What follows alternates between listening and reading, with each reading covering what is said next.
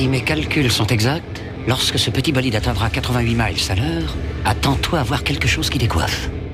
À l'heure du goûter, on écoute le Magal West sur Westrack Radio. Interview, rubrique, micro-trottoir et musique sur Westrack. Nom de Zeus! Bonjour à tous et bienvenue dans cette émission du jeudi 17 novembre 2025. Il est 17h et c'est Lucie au micro. Je vous accompagne aujourd'hui pour le Magal West, de retour pour notre avant-dernière émission de la semaine, 1 heure d'information. Aujourd'hui dans cette émission, j'accueille l'équipe du Grain à démoudre, le festival de cinéma pour les jeunes est de retour et on va donc les accueillir au micro tout à l'heure. On parlera aussi musique locale avec Mani qui nous propose de découvrir l'univers de Loti, de retour avec un nouveau single qui s'appelle Atterrissage. Au niveau de la culture et du cinéma, nous parlerons aussi du retour du studio, cette association qui avait connu quelques tempêtes ces derniers temps. Léo a reçu la nouvelle présidente au micro, on en parle dans cette émission. Côté culture, on fera aussi le point sur l'agenda des événements à ne pas rater cette semaine. On vous propose aussi de découvrir cette semaine Julie Sharp avec la Ferrarock et puis notre météo pour ce soir, c'est tout de suite.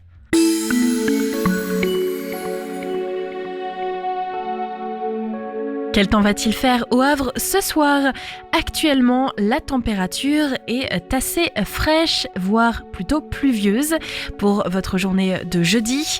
Actuellement, la température est de 16 degrés, ressenti 14. Les rafales de vent sont tournées vers le sud-est à plus de 30 km/h avec un ciel couvert. Ce soir, il fera 15 degrés, ressenti 12. Ciel très nuageux avec de courtes éclaircies, des rafales qui dépassent les 30 km/h. Enfin, cette nuit, il fera 15 degrés, ressenti 12, des rafales à plus de 35 km/h vers le sud-est, avec un ciel très nuageux devenant couvert. Je vous propose de retrouver tout de suite l'actualité nationale avant de découvrir notre agenda des événements à ne pas rater cette semaine. Les infos locales sur Westrack. Le Flash.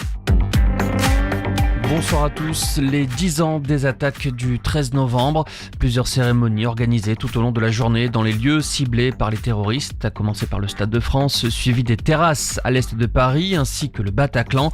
En fin d'après-midi sera inauguré en plein cœur de Paris, en face de l'hôtel de ville, un jardin mémoriel dédié aux victimes. La douleur demeure, écrit Emmanuel Macron sur X. 5 personnes interpellées quelques jours après le tournage d'un clip de rap qui a dégénéré à Rieux-la-Pape dans le Rhône. Des mortiers ont été tirés et ont déclenché un incendie dans un immeuble. Le feu s'est propagé, touchant 5 appartements. Aucun blessé n'est à déplorer, mais une quarantaine de personnes ont dû être évacuées. L'enquête se poursuit en Dordogne. Hier, une usine d'armement a été survolée par un drone non identifié. Cela avait déjà été le cas lundi soir. Selon la préfecture, malgré la mobilisation immédiate de la police, les recherches pour trouver l'origine du drone n'ont pour le moment rien donné. Le site produit des poudres utilisées dans l'ensemble des munitions françaises et bon nombre de munitions européennes. Et c'est un coup porté aux plateformes chinoises comme Shein ou Temu. Les ministres des Finances de l'Union européenne autorisent la taxation des petits colis importés. La mesure sera mise en œuvre dès le premier trimestre 2026. Pour le ministre français de l'économie Roland Lescure, c'est une étape clé pour la protection des consommateurs européens. Du foot, ce soir au Parc des Princes, l'équipe de France peut valider son billet pour la Coupe du Monde 2026. Pour ce faire, il faudra s'imposer face à l'Ukraine. Coup d'envoi 20h45. Les Bleus disputeront le dernier match des éliminatoires dimanche contre l'Azerbaïdjan. Et puis, succès confirmé pour le nouvel album d'Astérix. 3 semaines après sa sortie, Astérix en Lusitanie a dépassé le 1 million d'exemplaires vendus en France. Un palier atteint avec une semaine d'avance par rapport au tome précédent, l'Iris Blanc. La bande dessinée a été traduite en 19 langues et rencontre un succès particulier au Portugal, là où se déroule l'histoire. Voilà pour l'essentiel de l'info. Excellente fin d'après-midi. Des idées sorties pour cette semaine ou ce week-end pour te culturer sur Westrack Radio. Tout de suite, dans le Magal West, c'est le petit récap des événements que l'on peut retrouver cette semaine au Havre et dans l'agglomération havraise.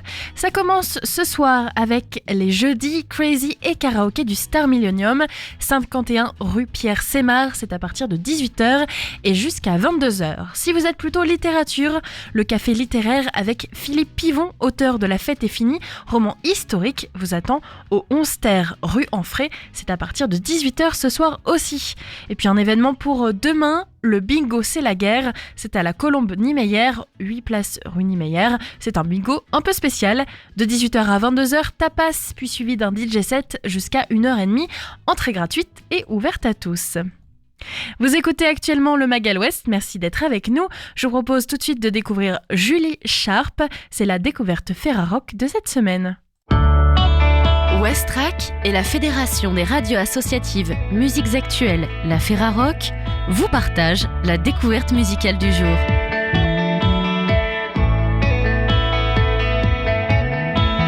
En 2023, Julie Sharp sort son EP Toucan. Il nous avait plongé dans une sérénité cotonneuse au gré d'apaisantes ballades en apesanteur. De grandes espérances précédaient donc ce premier album, Burning Line, que vous découvrez cette semaine. La première écoute déjoue toutes les attentes. Entre ces deux disques, la terre a brûlé, la vie de Julie Sharp et celle de ses musiciens, marquée par une série d'événements douloureux, s'est mise en suspens. La musique aussi, jachère inévitable. Pendant 1 an, tout s'est arrêté, les répétitions, l'écriture, les concerts. Il a fallu attendre non pas que la peine passe, mais qu'elle se transforme, qu'elle fasse son périple. Et quand chacun a été prêt, le groupe s'est mis au diapason, réunis comme jamais autour d'un même objectif, celui de raviver les braises sur un champ de cendres encore chaud. Burning Line a alors pu exploser.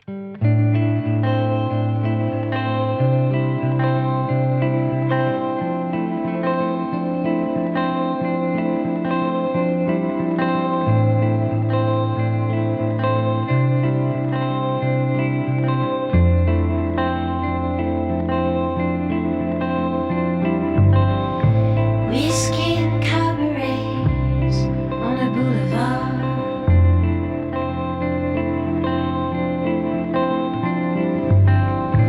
Angels and actresses running on the grass.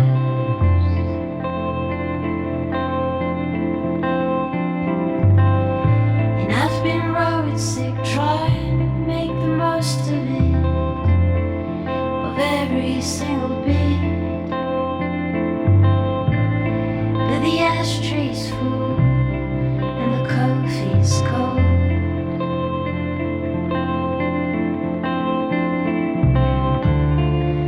Though they're hard to see, they're trees on the horizon.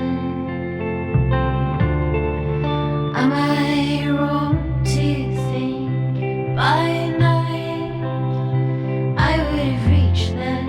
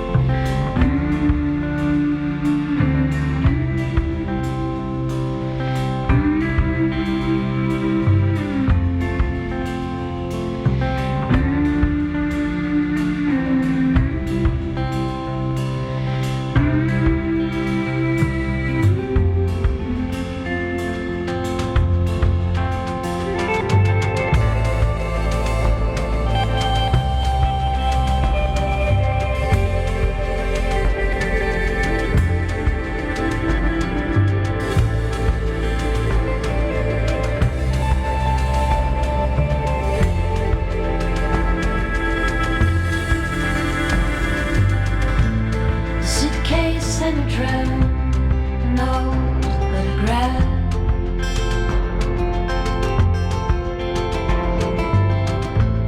A new pair of shoes and a steel guitar.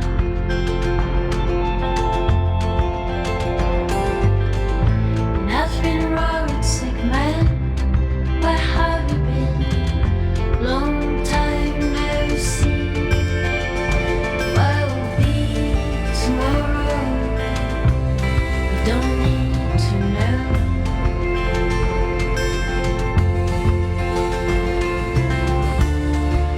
Though they are to see their trees on the horizon. Am I wrong to think by night I will reach them?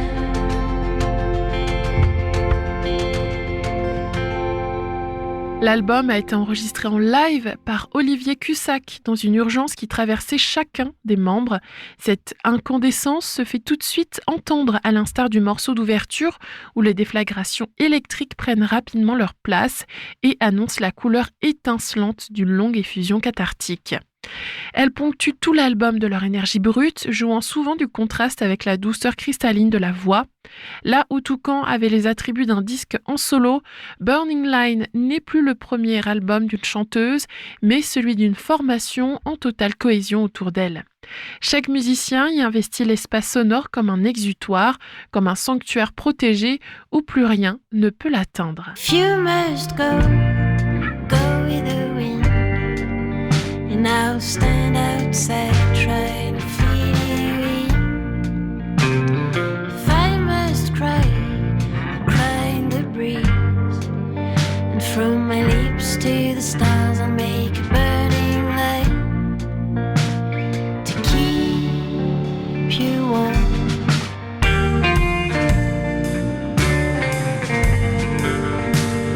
Your life passes like a book, and out of it I made my own. And I won't lie, it ain't so good to see you walking out that door. Of all the faces that you drew, mine hides her eyes. The moon's now so close from you, but I'll keep you in the light.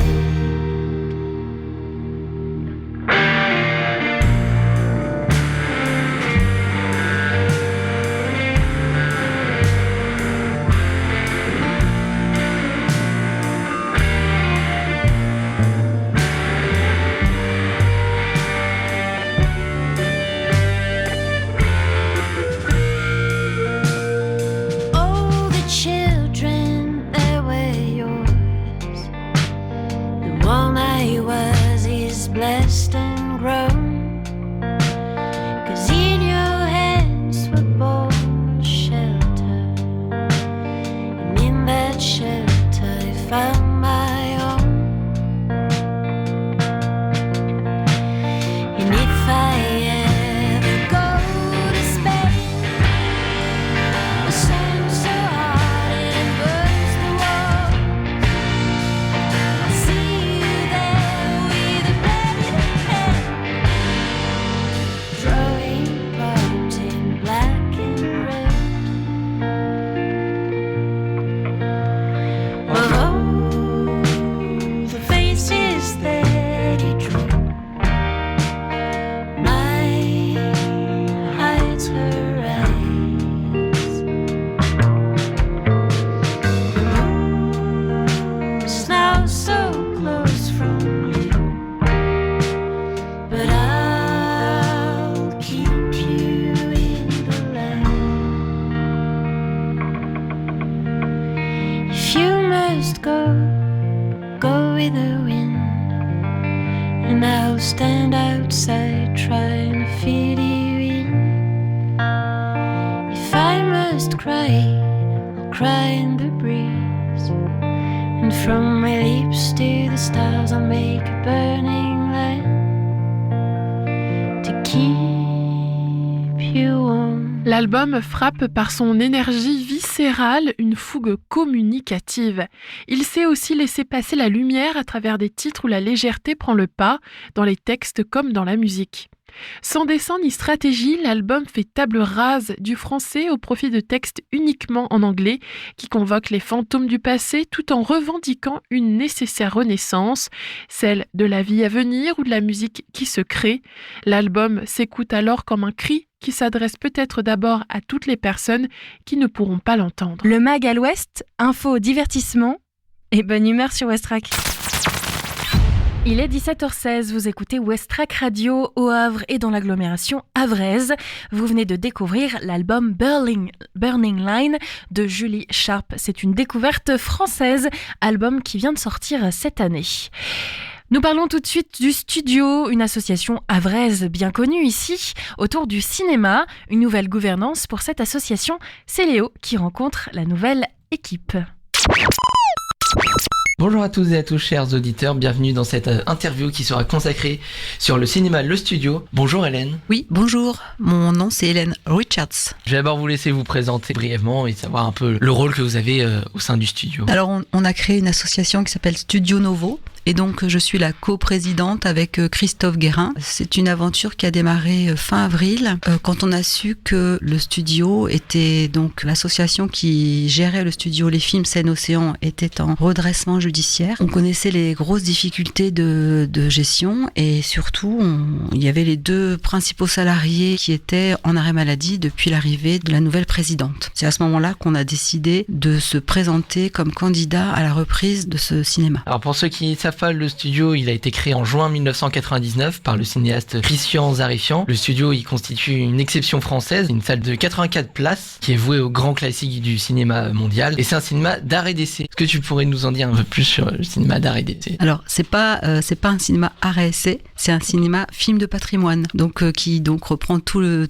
cinéma de patrimoine. Donc, ça va de très anciens films en noir et blanc et à des films plus récents, mais qui sont quand même dans le domaine du patrimoine. Ça touche les films du monde entier, ça c'est intéressant aussi. Ce cinéma a aussi depuis quelque temps une programmation du cinéma asiatique en particulier, Japon, Corée, des pays comme ça, Chine. Et là, ce sont des films qui peuvent être un peu plus récents. Et cette programmation, elle permet de toucher un public plus jeune. En particulier, depuis quelque temps, on a de plus en plus d'étudiants de Sciences Po, de l'université ou d'écoles de commerce que ce type de cinéma intéresse. Ça fait pas longtemps que vous êtes au sein du studio, mais est-ce que vous connaissez un peu les différents rôles ? Alors, l'historique, justement, c'est un peu ce que l'ancienne équipe nous reproche de ne pas connaître l'histoire du studio et de leur prendre leur cinéma. On connaît très très bien l'histoire du studio, la création, effectivement, avec Christian Zarifian, sachant qu'à la base, il n'était pas tout seul. Hein. Bien sûr, il a impulsé la création de ce cinéma. Il y avait aussi Vincent Pinel, il y avait plusieurs personnes avec lui. Donc, c'était quand même une création collective au départ et sous forme associative. Hein. Ce cinéma a été géré pendant plus de 20 ans par une association. Au sein de cette association, il y a eu une dispute de gérance. Donc on s'est retrouvé avec deux conseils d'administration, l'un en face de l'autre. Et c'est arrivé parce que justement Madame Zarifian, veuve de Christian Zarifian, est revenue au sein du conseil d'administration, a brigué la présidence pour reprendre la gérance du cinéma, sachant qu'elle considère que c'est son héritage.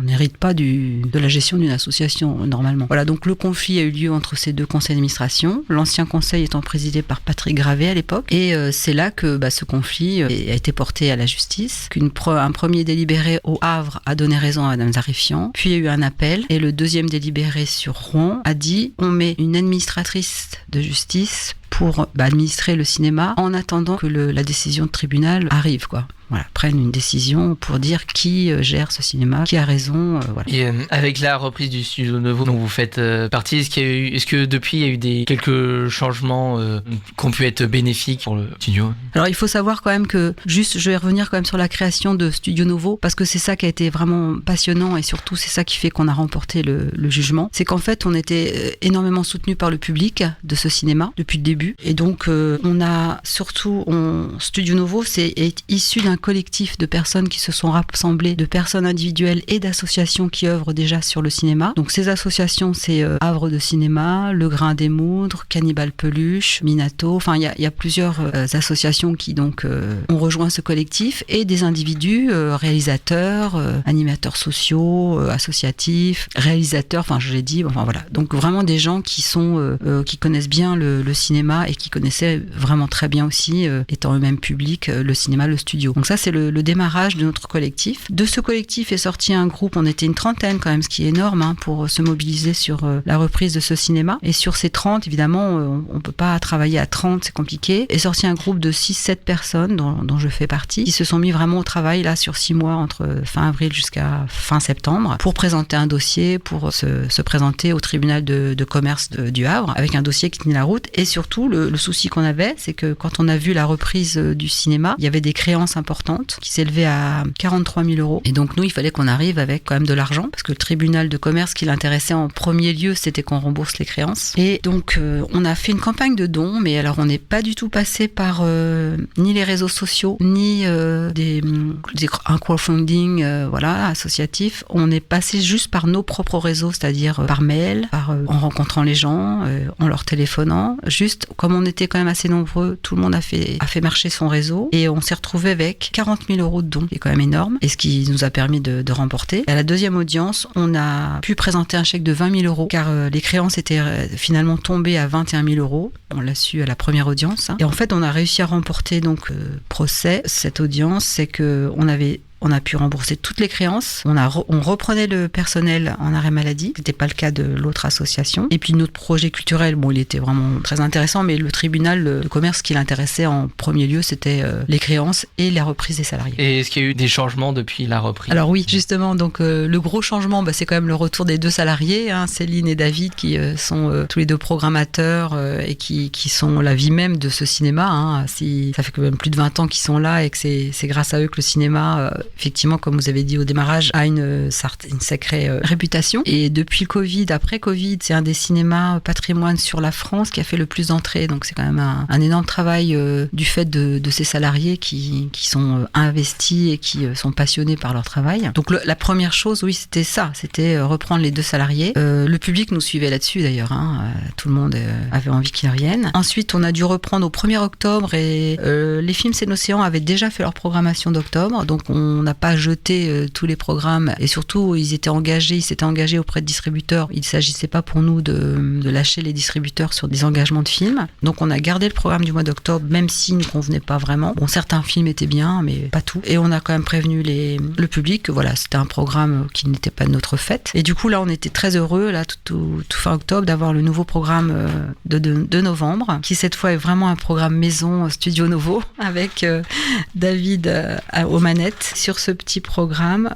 de novembre, il y a un petit texte qui explique la reprise du cinéma. Voilà, un texte court. Donc ça, c'est le premier changement. Ensuite, les changements sont à venir, parce qu'on a plein de projets, évidemment. On voudrait développer des nouveaux labels, comme le label court-métrage ou le label 15-25 ans. On voudrait développer des locations de salles à l'étage, parce qu'il y a un grand plateau à l'étage qui est vraiment très intéressant, mais qu'il va vraiment falloir aménager, parce que c'est dans son jus depuis des années, depuis les années 90. Donc il y a un travail d'aménagement. On voudrait changer l'accueil pour en faire un lieu d'accueil qui est un bar, qui soit un peu plus moderne, avec des manches debout, des choses en enlevant la grande table qui prend toute la place. On voudrait refaire la vitrine d'extérieur, parce qu'elle est très vieillotte aussi, que elle est plus très moderne et qu'elle a besoin d'avoir un coup de jeune. Voilà, donc on a énormément de projets, quoi. Il y a pas de souci. Et les partenariats, bien sûr, on les a repris, parce que c'est ça qui manquait avec l'autre équipe. Plus personne ne voulant travailler avec eux, donc ou très peu. Et du coup, nous, on retrouve tous les partenaires et on veut en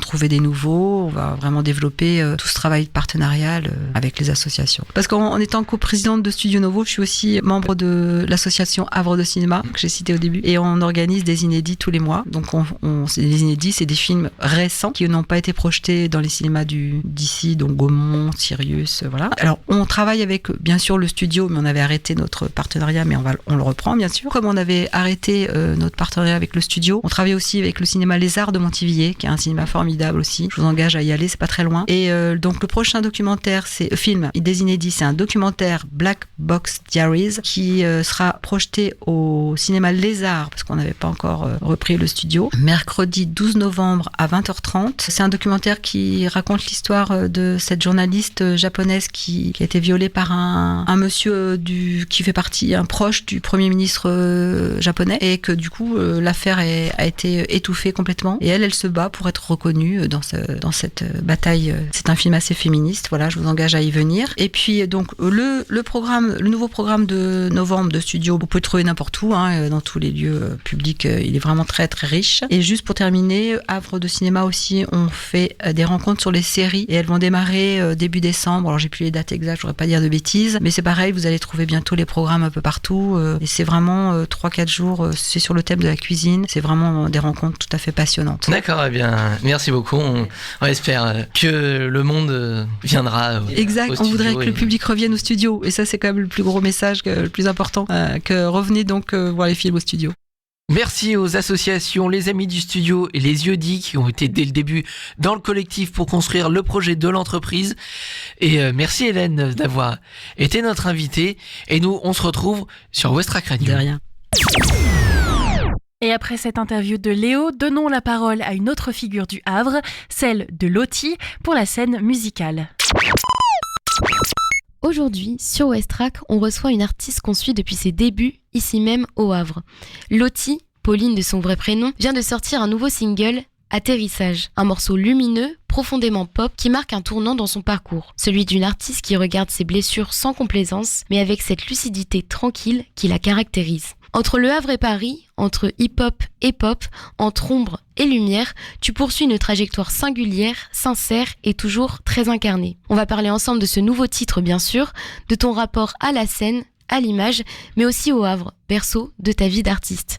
Lottie, bonjour. Salut. Merci d'être avec nous. Merci à vous. Tu signes un grand retour avec ton nouveau single Atterrissage, c'est le mot que tu as choisi pour ouvrir un nouveau chapitre. À qui tu t'adresses dans cette chanson ? Bim, dans le mille quoi, dès le départ. Je m'adresse à quelqu'un qui m'a fait du mal en vrai, qui m'a pris en otage comme je le dis dans le refrain. Je pense que ça arrive à pas mal de gens dans des relations intimes ou même professionnelles, des fois ça arrive de se sentir pris entre deux feux quoi, en otage où tu peux plus bouger, tu sais pas trop quelle réaction et quelle attitude adopter avec la personne que t'as en face qui semble te faire du mal mais pour autant ne pas te laisser partir et donc voilà, donc la question c'est pas trop à qui je m'adresse, je pense que c'est un truc un peu universel. En tout cas, c'est une personne qui m'a fait du mal, ouais. Ouais, justement, tu écris « Tu libères pas mes poignets, plutôt mourir que de me laisser voler ». C'est un texte qui est très dur, très intime, et pourtant tu dis sur Instagram avoir beaucoup dansé dessus. Est-ce que danser sur ces paroles, c'est pour toi une façon de voler, maintenant que tu es sortie de cette relation ? Ouais, grave, c'est intéressant. Je pense qu'on peut faire des super morceaux avec des trucs tristes. Je veux dire, des morceaux dansants avec des trucs tristes. Je crois que Dua Lipa, par exemple, c'est genre vraiment son fer de lance. Donc ouais, ça m'arrive de danser sur des morceaux qui sont pas très joyeux. Et je pense que j'ai voulu faire un track qui justement soit un peu entraînant pour contrebalancer cette idée d'être emprisonné dans un truc, parce que en fait c'est plus un track de colère, je pense. Et la colère, ça peut être très très entraînant et très intense, en fait. Et voilà, ça me dérange pas de danser dessus, quoi. C'est un morceau, donc tu le dis, qu'on ressent comme une libération, presque un exorcisme, mais avec de la lumière. Tu l'as écrit dans un moment de chute ou déjà de renaissance ? Dans un moment de renaissance. Ou peut-être entre les deux, je me souviens pas exactement, mais peut-être entre les deux, quoi. Entre les deux, entre le moment où j'ai su que j'allais être libérée de cette situation, ou en tout cas que ça approchait. Je pense que je l'ai écrit à ce moment-là, ouais. C'est pour ça que j'étais dans cette phase de conscience. J'étais encore dans une phase où je réalisais, en fait, ce qui était en train de se passer et ce qui s'était passé. Et je pense que comme beaucoup de gens qui sont pris dans des relations comme ça, sur le moment, tu te rends pas compte, et puis après, il y a un moment où tu fais le bilan, quoi. Et là, tu revois tout ce que t'as vécu, et c'est peut-être un moment qui est plus propice à mettre les trucs sur papier. Donc tu dirais que tu écris pour comprendre, ou tu écris ce que tu as déjà compris ? Bah, un peu les deux, hein, en vrai. En fait, je pense qu'il y a une partie dans la musique qui est la plus intéressante, c'est que des fois, t'écris des chansons, tu te libères de phrases et de poids qui vont te faire comprendre certaines choses, effectivement.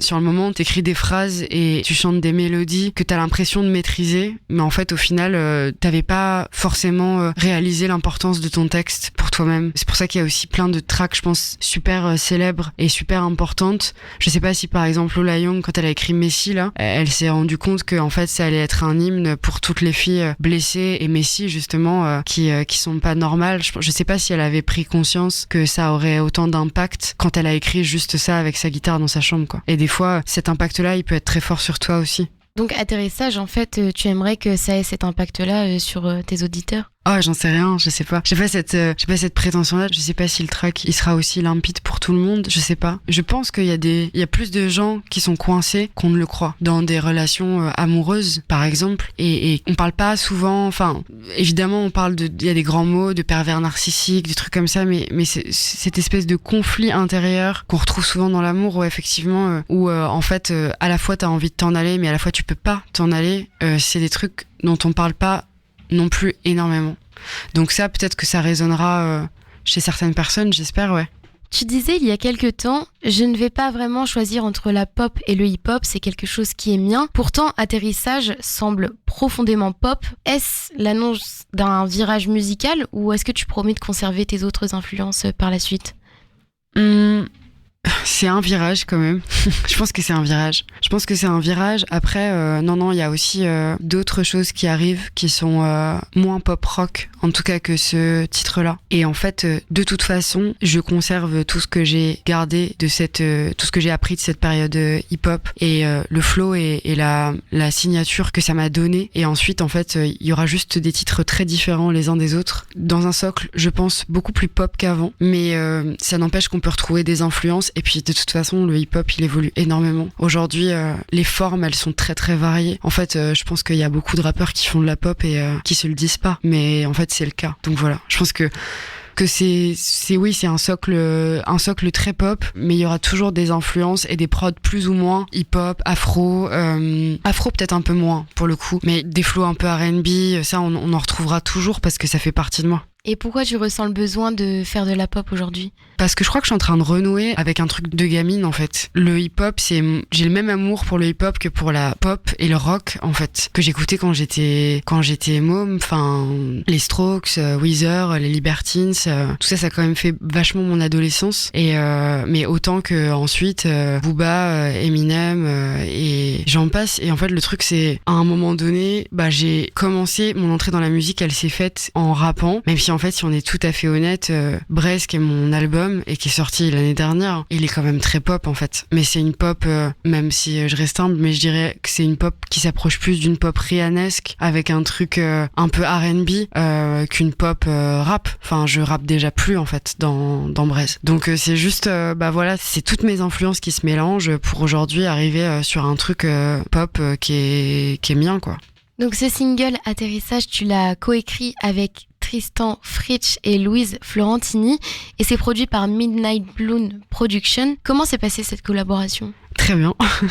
C'est mes musiciens, compositeurs, beatmakers de toujours. En fait, ils sont là depuis le début du projet, donc depuis 3-4 ans maintenant. Et en fait, ce virage, il est assez cohérent aussi grâce à eux, parce qu'en fait, on grandit, que Tristan a toujours écouté du rock, que la place de ses guitares dans les prods, elle est quand même très importante, et que Louise aussi vient avec ses influences, et qu'en fait tout ça fait qu'on s'intéresse aussi à d'autres choses et qu'on grandit. Mais du coup la collaboration était trop bien parce que on s'est juste séparés de partenaires de l'année dernière, et du coup on s'est retrouvés de nouveau tous les trois en cocon et on a fait une musique chez moi qui nous ressemble de plus en plus de jour en jour, et voilà, je crois qu'ils sont contents de ce qui va sortir.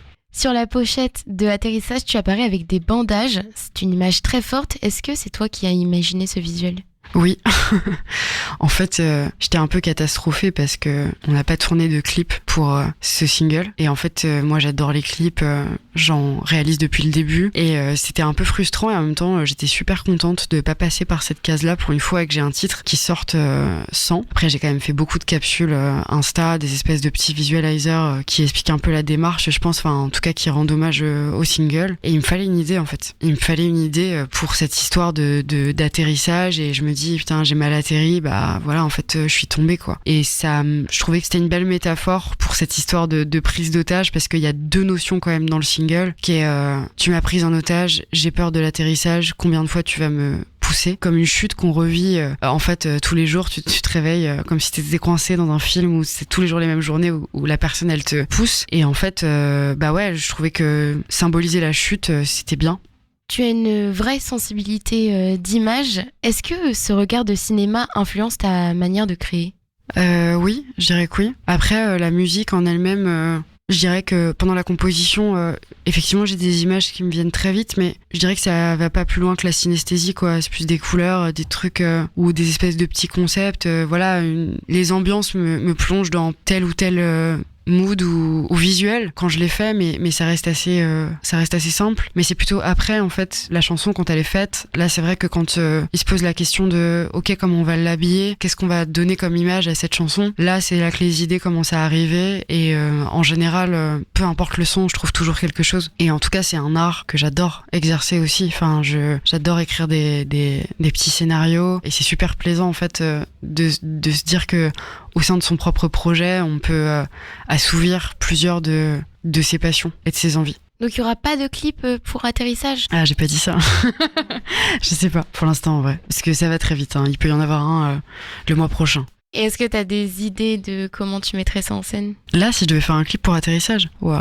C'est bien, tu me poses une petite colle. Parce que j'y ai pas forcément vraiment réfléchi. Bah, dans les capsules que j'ai fait sur Insta, on est beaucoup au skatepark. Il y a cette idée en fait que je vais essayer un nouveau truc, en l'occurrence le skate, et qu'en fait je me casse la gueule. Et puis comme ça, je parle d'être pris en otage et à quel point c'est difficile. Et dans ce truc-là, j'essaye quelque chose de nouveau. Je trouvais ça intéressant. Mais je sais pas, je pense que ce serait un truc très plein air, argentique, dans la colorimétrie. Et je pense que ce serait un truc très street, en fait, où je suis en train de chanter. En fait, j'adore le clip d'Amy Winehouse, Fuck Me Pumps, où en fait elle déambule avec son micro dans les rues de Londres. Et elle croise des gens comme ça sur son passage. J'ai toujours rêvé de faire un clip comme ça. Et je pense que ce serait pas plus compliqué que ça, en fait. C'est-à-dire, moi qui me balade avec mon micro et mon plâtre à la main après être très mal tombé, et qui croise des gens et qui raconte un peu la période justement que j'ai vécue. Et peut-être qu'il y aurait dans ces rencontres des personnes ou des symboles qui me renverraient à ce que j'ai vécu pendant cette prise d'otage, entre guillemets. Peut-être un chien qui aboie un peu trop fort, peut-être une grand-mère qui balance un seau d'eau du haut de sa fenêtre,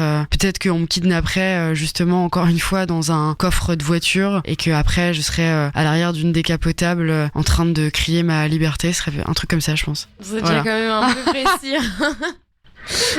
Ouais, parce que je crois cette idée je l'ai depuis longtemps, je crois. C'est pour ça.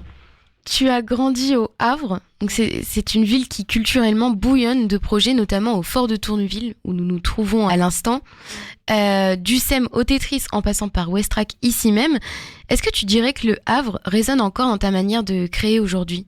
Ouais, je pense, ouais. Bah, en fait, je pense que c'est quand même la petite histoire dans la grande histoire, parce que ma petite histoire, c'est que mes beatmakers, moi, les gens qui nous ont offert des opportunités autour de ce projet sont en partie havrais. Et du coup, évidemment, c'est pas propre au Havre, mais on va dire que c'est une histoire aussi de potes, en fait. Et du coup, rien que ça fait résonner fort le Havre dans le projet. Et après, il y a toute une cinématographie aussi au Havre que moi, j'aimerais personnellement mettre en avant sur la suite du projet, parce que cette ville visuellement elle est quand même décrite comme ville la plus laide du monde par certains de nos camarades, et je trouve ça assez ouf, parce que moi je comprends en fait l'austérité, mais je trouve ça aussi très beau, et dans cette froideur que je dirais un peu grise, bleue, ça dans ma DA j'aimerais bien le reprendre, quelque chose d'un peu anglais en fait dans le visuel. Et après le Havre c'est ma ville, donc je pense que inconsciemment il y a sûrement des références dans ce que je chante, enfin ça résonne forcément dans le projet pour toutes ces raisons là. Tu as aussi été accompagné par le Tetris, qui soutient beaucoup de jeunes artistes émergents. Comment ils t'ont aidé concrètement à grandir, à construire ton projet ?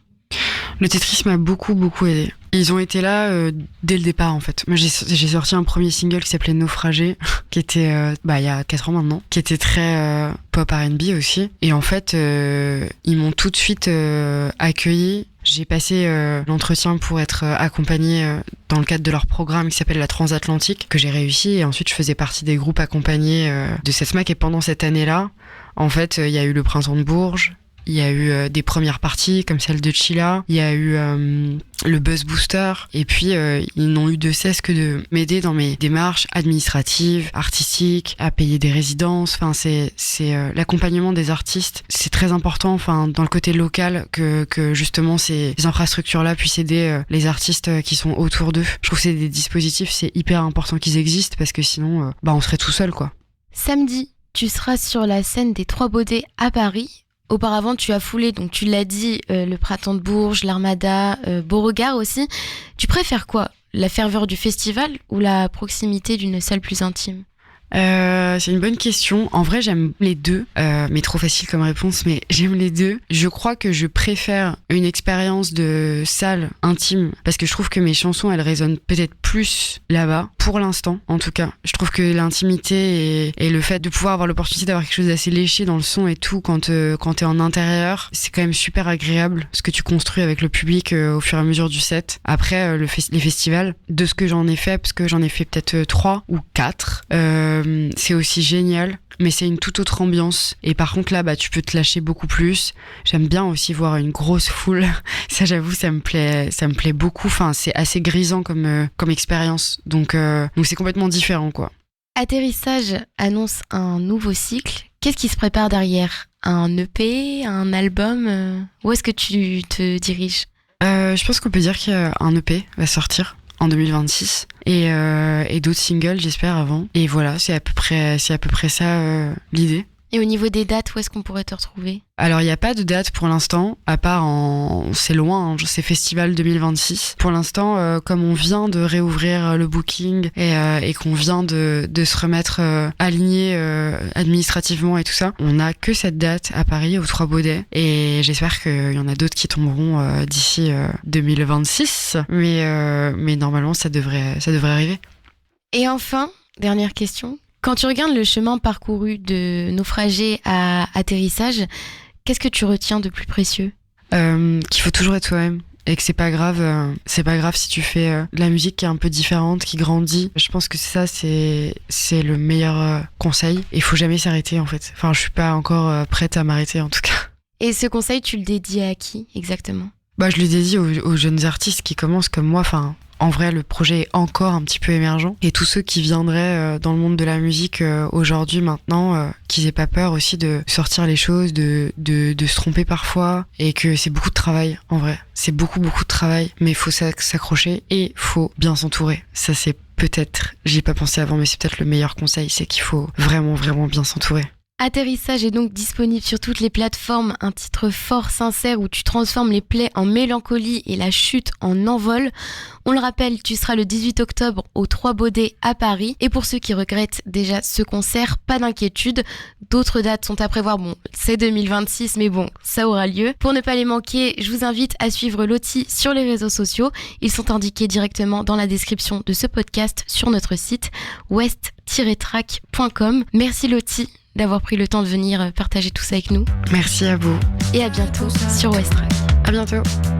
Même si c'est que du rien, tu ris entre mes soupirs, tu tiens mes peurs entre tes mains. T'aimes bien quand j'y vois flou, quand je maîtrise rien. T'es comme un ex, tu dis jamais quand tu reviens. Tu réponds pas, tu réponds plus. On sait jamais vraiment ce que t'as prévu. Mais tu libères pas mes poignets. Plutôt mourir de me laisser voler. J'écris des chansons un peu reloues. Je préférerais payer des mecs pour te casser les genoux. J'aimerais tellement que tu vois ce que ça fait de voir ses rêves s'ennuyer. Tu m'as prise en otage. J'ai plus de bouée de sauvetage. Je sais pas quand ça va s'arrêter. Tu m'as prise en otage.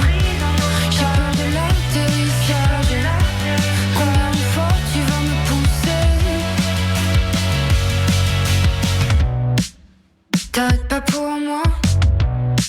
Je voudrais surtout pas que ta vie soit freinée comme la mienne, que comme moi tu trouves plus tes ailes.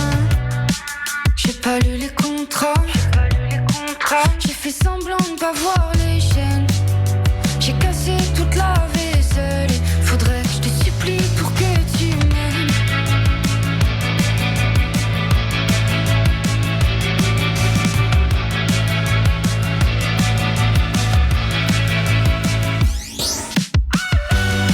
Tu m'as prise en otage, j'ai plus de bouée de sauvetage. Je sais pas quand ça va s'arrêter. Tu m'as prise en otage, j'ai peur de l'atterrissage. Combien de fois tu vas me pousser? Tu m'as prise en otage, j'ai plus de bouée de sauvetage. Dis-moi quand ça va s'arrêter. Tu m'as prise en otage, j'ai peur de l'atterrissage. Combien de fois tu vas me pousser? 45 à l'écoute de Westrack. Merci d'être avec nous pour cette deuxième partie d'émission. Comme toujours, on continue à accueillir la scène locale, la scène havraise qui fait bouger avec des initiatives. Et comme chaque année, le Festival du Grain est de retour, organisé par des jeunes. C'est la 26e édition cette fois-ci, sous le thème des monstres, du 14 et 23 novembre. Et pour en parler, qui de mieux que les jeunes qui participent à ce festival et qui participent notamment à la programmation? Adam et Lucille sont avec moi aujourd'hui au micro. Bonjour Lucille. Bonjour. Et bonjour Adam. Bonjour. Vous allez bien? Très bien, et toi? Très bien, je suis ravie de vous accueillir. Alors c'est notre petit rendez-vous un petit peu annuel. On se retrouve comme ça pour parler du festival. 26e édition quand même, il n'y a pas, à rougir. Vous pouvez me faire un petit récap de ce festival pour ceux qui l'auraient raté. Qu'est-ce que c'est et pourquoi les jeunes sont à l'initiative? Du coup, pour le Festival du Grain à Démoudre, c'est un festival qui est programmé par des jeunes de 12 à 25 ans. Du coup, nous, on s'occupe de tout ce qui va être programmation pendant toute une année.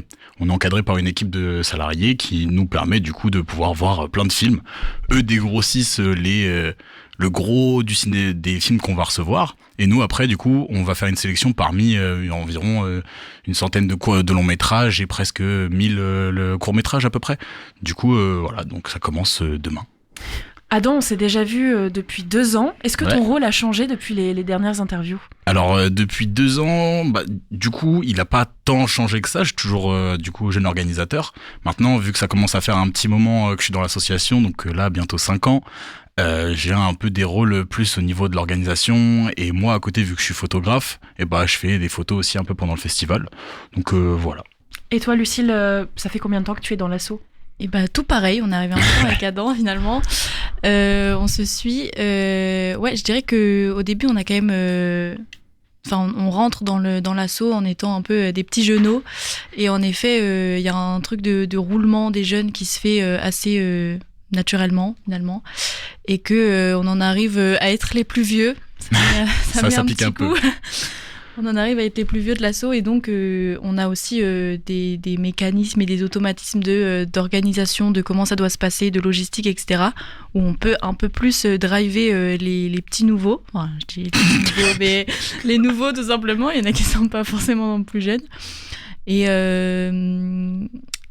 ouais, voilà, après les rôles ils changent un petit peu dans l'implication que nous on met dans l'asso, mais globalement le gros reste bien sûr la sélection et la programmation. Et ça commence donc à partir de demain jusqu'au 23 novembre à Gonfreville-Lorcher, au Havre aussi. Cette année, le thème, c'est les monstres, ou plutôt la figure du monstre au cinéma. Qu'est-ce que vous entendez, vous, par ce thème des monstres dans le cadre de cette 26e édition ? Du coup, au niveau des monstres, on a abordé ça sous différentes visions, donc que ce soit le monstre psychologique, le monstre en tant que créature, ou enfin toutes les formes de monstruosité qu'on aurait pu aborder. Donc c'est là qu'il y a en fait lieu du coup de l'animation, de la fiction. On voit différents styles de cinéma qui viennent de partout dans le monde. Donc c'est plutôt intéressant et assez fou à étudier parce que moi personnellement tout ce qui est film polonais et autres je les vois pas souvent. C'est pour ça que moi je suis content d'être au Grain à Démoudre, ça permet de voir des films de partout dans le monde et de s'enrichir culturellement quoi.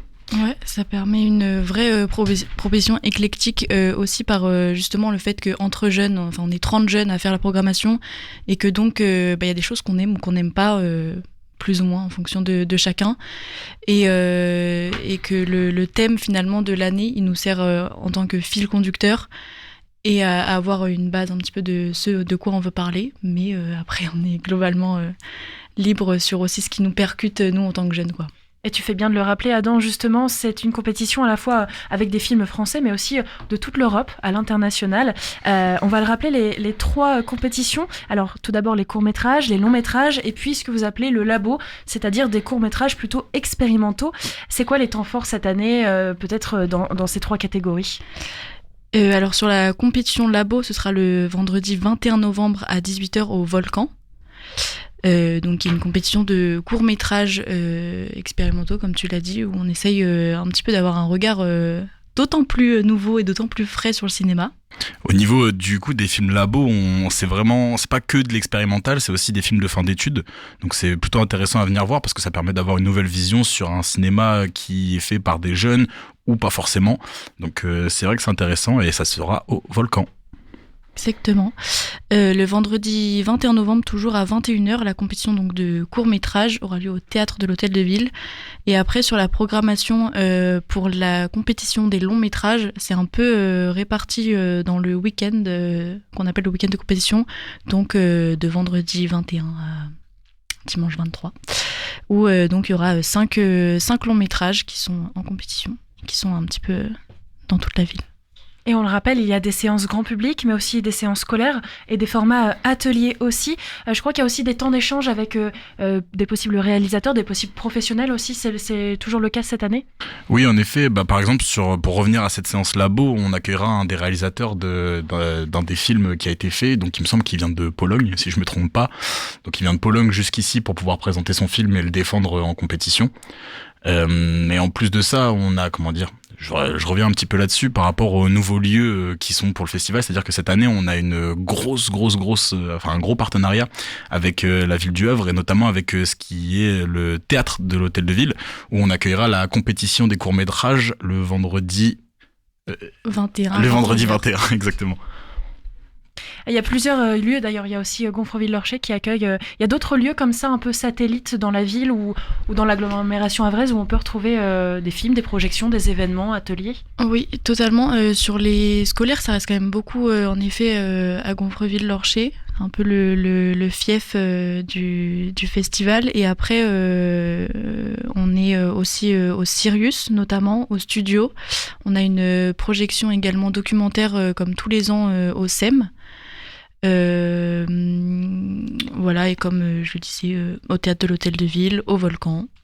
Voilà. Et aussi, on a une séance, film patrimoine, entre gros guillemets, qui se fera au MUMA. Cette année, c'est... L'Histoire sans fin. Exactement. Et ce sera donc à 17h, dimanche 16 novembre. Alors la programmation, elle est faite par des jeunes, vous l'avez dit, de 12 à 25 ans, c'est quand même un gros éventail d'âge. Par contre, ce festival, il n'est pas réservé qu'aux jeunes. Non, pas du tout. Et c'est totalement une image dont on veut se détacher d'ailleurs. Exactement. Mais parce que c'est hyper chouette en fait de travailler entre jeunes parce qu'on a des vrais sujets de société. De manière générale, on a des vrais sujets qu'on a envie de porter, de montrer, et on a des choses qui nous transpercent, qui nous choquent ou qui nous font réagir. Et c'est un peu ça aussi le but de programmer, c'est de pouvoir faire réagir aussi le public et d'avoir une vraie interaction comme ça et de proposer des choses aussi qui changent de l'ordinaire. Ouais, qui sortent de l'ordinaire et qui sont pas justement du tout reliées à l'enfance ou la jeunesse, quoi. On note ça et puis on invite donc tous les auditeurs à découvrir ce festival. En tant que radio locale, je me dois quand même de vous poser la question du local. Tu nous l'as dit, des films polonais, ce qui est intéressant. Est-ce qu'il y a quand même une place au local, peut-être à des films qui viennent du Havre, de la région ? C'est vrai qu'on n'a pas de proposition sur des film purement havrais, mais on a beaucoup quand même... déjà, on a des jeunes qui ont quitté le fief du grain et qui reviennent avec des courts-métrages aujourd'hui professionnels. Donc, il y a quand même beaucoup de ça qui des jouent. jeunes qui ont été programmateurs et qui reviennent proposer dans la compétition. L'année dernière, on a pu faire comme ça l'avant-première de du court-métrage de Salim Hamzaoui. On suit le soleil de Salim Hamzaoui. Et cette année, ce sera donc Arnaud Delmar, qui est aussi un ancien jeune du grain, qui vient présenter son premier court-métrage professionnel. Donc forcément, il y a toujours un truc de roulement. Et tout. Qui est en sélection à Cannes. Donc ça a quand même... Oui, c'est ça, on va le mettre en avant, bien évidemment. Alors, on a bien compris qu'il y avait différents rendez-vous. Est-ce qu'il y a une soirée de lancement, quelque chose pour demain, pour le 14 ? Alors demain, en effet, il y a une soirée court-métrage au Sirius à laquelle il faut venir. C'est à 20h45, on vous attend nombreux. Et sinon, on a toujours une habituelle cérémonie d'ouverture. Et donc cette année, ce sera le samedi 15 novembre à 19h à l'espace culturel de la Pointe de Caux, à Gonfreville-Lorcher, suivi d'un ciné-concert également et d'un petit buffet. Ça faut pas le dire. Comme ça, il y en a plus pour nous. On a bien compris que vous étiez impliqué et attaché à ce festival. La relève continue d'arriver. Pourquoi c'est important pour les jeunes de s'intégrer dans ce genre de projet ? Vous, qu'est-ce que ça vous a apporté concrètement ?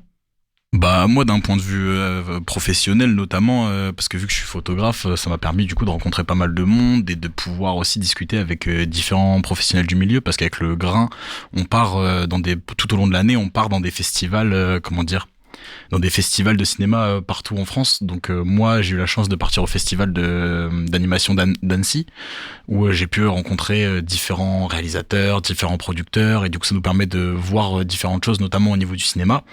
Et surtout de se professionnaliser avec des gens qui parlent de cinéma et qui en ont la pleine connaissance. Et surtout d'un point de vue aussi organisation événementielle. En gros, on nous apprend un peu toutes les bases du métier.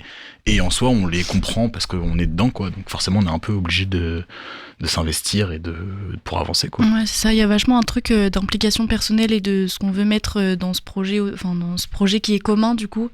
Et je trouve que c'est aussi la vraie force du festival, c'est qu'on soit tous ensemble et qu'on puisse avancer comme ça tous les ans avec justement, comme tu le disais, des jeunes qui arrivent, des jeunes qui repartent et de faire un peu une relève sur tout ça. Et tout l'aspect organisationnel prend une très grosse place. Puisque sur le moment du festival, forcément, il n'y a plus besoin de sélectionner, il n'y a plus besoin de programmer, il faut s'occuper de ce qui se passe sur l'instant. Il y a beaucoup de choses qui se passent. Et il se passe beaucoup de choses finalement, quand on gère 30 jeunes, il se passe beaucoup de choses, quand on gère des jurys qui arrivent, un événement de manière générale, déjà il y a beaucoup de choses qui arrivent, des jurys aussi parce qu'on a plusieurs teams de jurys, ouais. Et voilà, tout ce monde entre le professionnalisme et puis nous qui sommes dans l'assaut tout au long de l'année. Et justement, entre les jeunes et les professionnels, les jurys, l'équipe salariée, les personnes que vous rencontrez, il y a toujours ce lien qui se fait, la conversation se fait normalement. Vous êtes comme des professionnels dans ce monde finalement ? Et j'ai l'impression qu'on est en effet comme des professionnels et qu'en même temps on a cet esprit, comme je disais, d'équipe et presque familial. Pas parce que on est dans un truc très superflu ou je sais pas, mais juste parce que en fait on avance ensemble et justement avec un gros groupe aussi de jeunes. Et que on se connaît tous, quoi. Ouais, on se connaît tous et globalement en fait le festival on sait comment le présenter et donc même justement les jurys ou les professionnels qui viennent sur le festival, ils savent aussi à quoi s'attendre et à quelle énergie, je pense, un moment dans quel plat ils mettent les pieds, si je puis dire. Surtout le grand jury qui vient sont souvent des professionnels reconnus dans le cinéma ouais, c'est ça, et donc ils sont face à des jeunes de 12 à 25 ans, donc l'énergie est pas la même. Ils sont pas là pour essayer de défendre des choses, mais plutôt pour essayer de capter notre vision, essayer de voir dans quoi ils ont mis les pieds. Et en fait, en général, c'est vraiment une semaine de fête, en fait. On se retrouve tous heureux autour du cinéma pour en parler, pour le montrer, pour le défendre. Donc c'est vraiment un beau moment, quoi. Mis à part le buffet. Un autre rendez-vous coup de cœur. Qu'est-ce que vous avez vraiment envie de découvrir cette année ou de partager ? Pour ma part, il y a le long métrage Ma Frère qui va être diffusé le dimanche matin, qui est un film qui est sur des difficultés de jeunes qui partent en colonie de vacances en tant qu'animateurs. Donc ça, moi, c'est un film qui m'avait vraiment touché. Et sinon, il y avait c'est toujours ma soirée préférée, c'est la soirée des courts-métrages en compétition. Parce que, en fait, on voit plein de différents formats et ça permet de voir plein de films différents. Et en fait, c'est sur ça qu'on montre le plus notre sélection, je trouve. Donc moi, c'est mes 2 rendez-vous qui me plaisent le plus. Donc Ma Frère qui sera le dimanche matin à 11h au Pâté.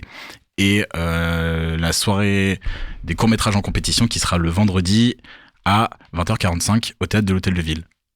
Donc au Pâté, c'est-à-dire au cinéma. Oui, exactement. Lucille, un rendez-vous qui t'intéresse particulièrement? Moi, pareil, je pense que je suis bien accro au court-métrage. La soirée court-métrage et ainsi que la compète labo. C'est 2 rendez-vous qui sont assez chouettes. Et pour un long, la séance docu, moi c'est toujours une séance que je recommande. C'est toujours intéressant. Et après c'est parce que ça me convient en tant que format aussi, mais voilà, c'est hyper chouette. La programmation, je peux la retrouver sur le site du Festival du Grain, oui. Mais aussi les réseaux, comment ça s'appelle, comment on vous retrouve? Eh bien, sur les réseaux Instagram, c'est du.grain.a.démoudre. Et le site internet, c'est dugraindémoudre.net ou .com. Soit. Globalement, Facebook, du grain Instagram, on vous retrouve en tout cas sur les réseaux. Oui, on est quand même vachement plus actifs sur Instagram et le site est mis... régulièrement à jour. Voilà, merci. Merci beaucoup.